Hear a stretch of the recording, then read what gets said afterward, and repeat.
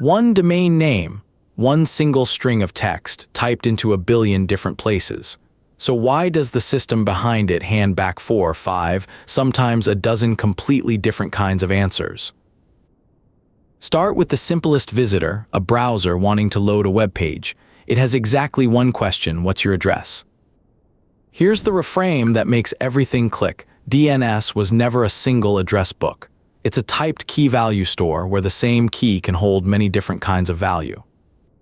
Every question about that name, no matter its type, goes through the same front door, a DNS resolver. For a web page, the resolver answers within a record, a plain IP address, nothing more. But it might answer with a CNAME instead, no address at all, just another name to follow. For mail, it answers with something entirely different, an MX record pointing not at a web page but at a dedicated mail server. And for proving you actually own the name at all, it can answer with a TXT record, plain freeform text, no address in sight. One name, one resolver, and a whole menu of typed answers underneath. Let's ask that resolver every question, one at a time. Take one, a browser wants example.com's webpage, so it sends the name off to be resolved, the exact same starting point every lookup on this domain shares. It's worth pausing on that idea. This isn't one row in a table. It's a store where example.com is a key and many different typed values can sit behind it at once. The name reaches the DNS resolver, and here's the crucial part. The resolver doesn't just look up example.com. It looks up example.com plus a record type. Type 1A. This is the classic lookup. Give me the IP address behind this name expressed as 4 plain numbers. Type 2, CNAME, for a very different question. Are you actually just an alias? Instead of an address, it returns another name to look up instead. That's exactly how a blog hosted on someone else's platform works. Your name owns no address at all, it just relays to the platform's real name. Type 3, MX, asked by mail servers instead of browsers. The question changes entirely. Where should mail for this domain actually be delivered? The MX record answers with its own server name and a priority number. Lower numbers get tried first, giving a domain a backup mail server for free. Type 4, TXT, the odd one out.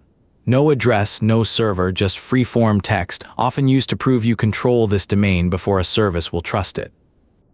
So the same single name in one afternoon might answer a browser with an IP, a mail server with a host name, and a verification service with a random string. Follow each answer to its real destination. The record's IP leads straight to the actual website waiting to serve that page. The MX record's hostname leads to a completely separate machine, the mail server, built only to accept and queue incoming email. And the TXT record's text string gets checked against whatever asked for it, an email provider, a domain verification tool, confirming ownership without ever touching an IP. This is also why moving a website never has to break your email. Change the record and the MX record stays exactly where it was. They are independent entries, not one combined setting. There are far more record types than these 4. AA records hold a modern IP6 address, NS records name the authoritative servers, and SRV records locate a service by its port. TXT records have quietly become critical infrastructure for email trust. SBF, DKIM, and DMARC, the systems that fight spam and impersonation, all ride on plain TXT records. One hard rule ties CNAME to all of this. A name that has a CNAME record cannot have any other record type at the same time. An alias must be the one and only answer. One domain name, one resolver, and a type store of answers underneath it. For addresses, CNAME for aliases, MX for mail, TXT for proof, each a separate independent record. One system demystified. Next time you edit DNS settings, you'll know exactly which record type answers which question. Check out our other videos and follow how it all runs for more. See you in the next one.